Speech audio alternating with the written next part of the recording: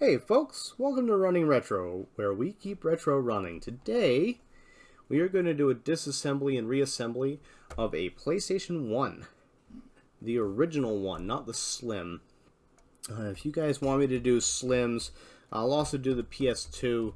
But if you wanted me to do Slims of those models as well, let me know in the comments below. I'm not intending to do them immediately, but if that's something you have a lot of interest in, then I will.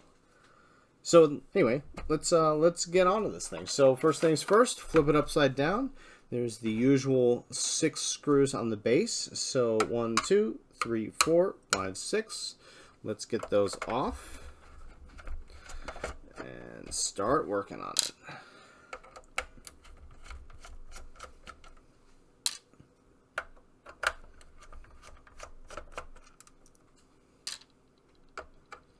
The PlayStation 1 is not that bad to take apart.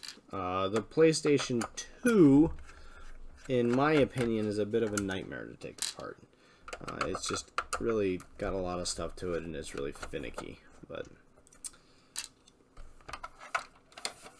this one, not too bad. Take your screws off and flip the top. Alright, here we go. So first things first, let's take the optical drive off. So you want to very, very carefully wiggle this ribbon cable until it pops out. This ribbon cable can be kind of stubborn and it feels really flimsy because I think it is. I haven't ever broken one, but just be really careful with those. And then for this power supply, I'm going to just get under the side of it with a flathead and just very gently work it up.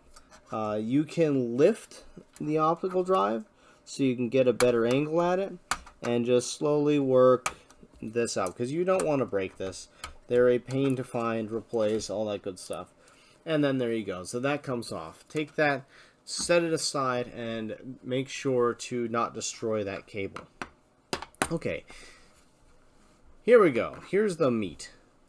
So it's easiest, I think, to just take this connector off and then take this connector off. And once you've got that, you've freed everything up. So the easiest thing to do here is just take these 2 screws off the side.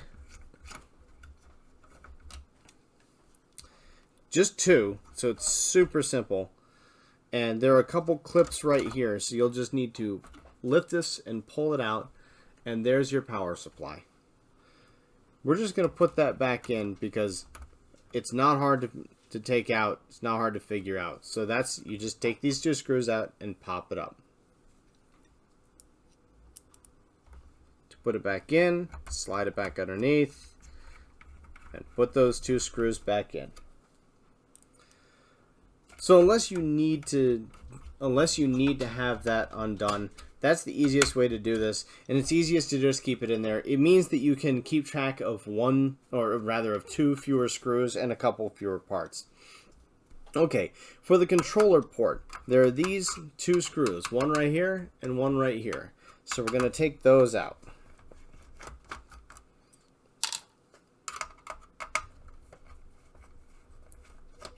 So that's easy peasy. And that's how you take your cartridge ports out. I mean your controller ports out. And then that leaves us with this. Now, there are some screws underneath this shielding. So you want to keep track of where the actual screws are on top. So they're in the front right and left corner. And then they're in the left corner, rear left corner, and then just one in here in the side. And this is the one that I always forget where it's located when I'm putting this all back together. And you'll see what I mean in just a moment. So let's take those 4 out.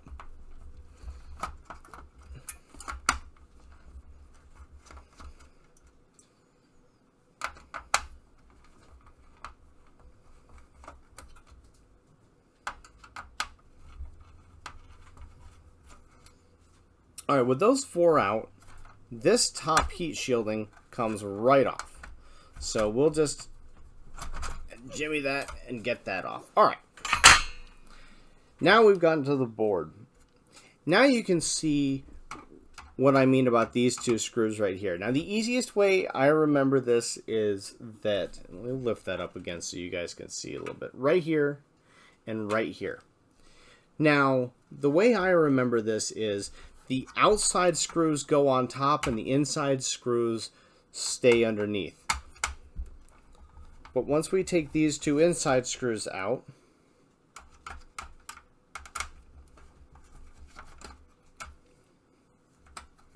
that's all there is holding this together.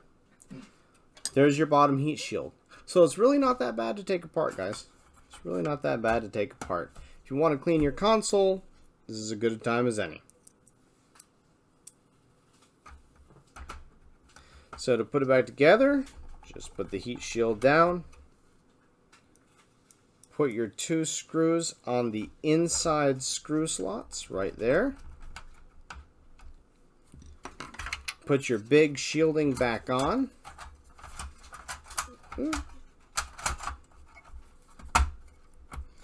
Note that the outside shielding right here, or the bottom shielding, stays on the outside of the larger shielding.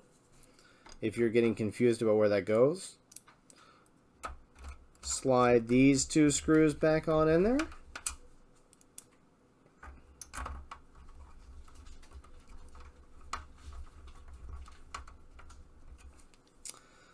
Get the front ones.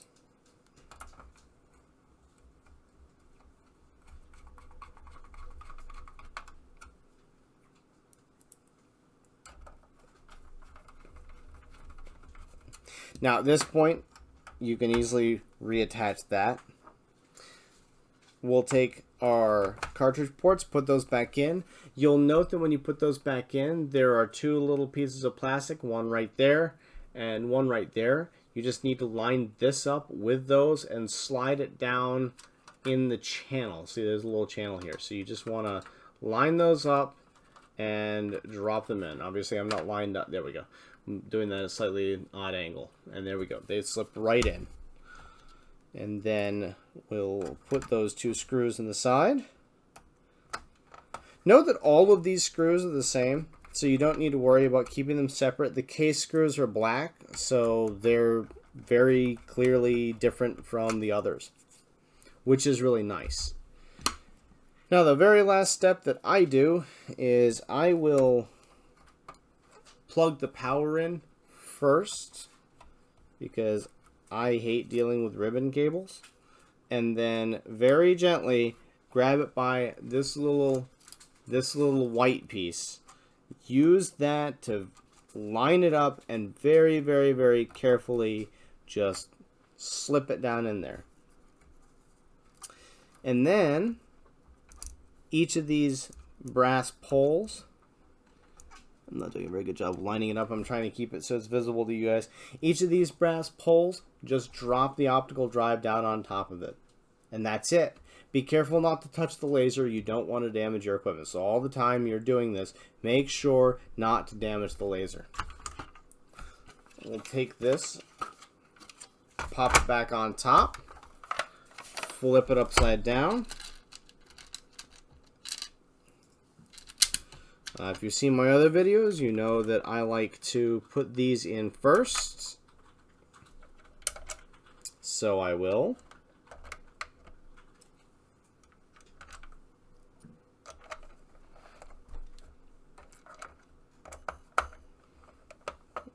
Let's get them lined up so they go in nicely. I like to do corners on this just so that they're aligned. And then I like to throw my screwdrivers at the microphone just for dramatic effect. You can do that if you want. It's okay. Nobody will judge you. If they ever know, nobody will judge you. I won't. I just did it.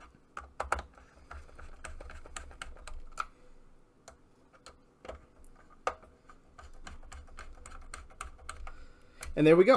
Now, if you have one of the ones with the parallel I/O port, This will have come off at some point in the process, and that's fine. It's nothing to worry about. You just need to slide it back on and clip it down. Not a big deal. There we go, guys. That is a disassembly and a reassembly of a PlayStation 1. So if you liked the video, please click the like button, subscribe, and hit the bell on your way out. Thanks for joining us.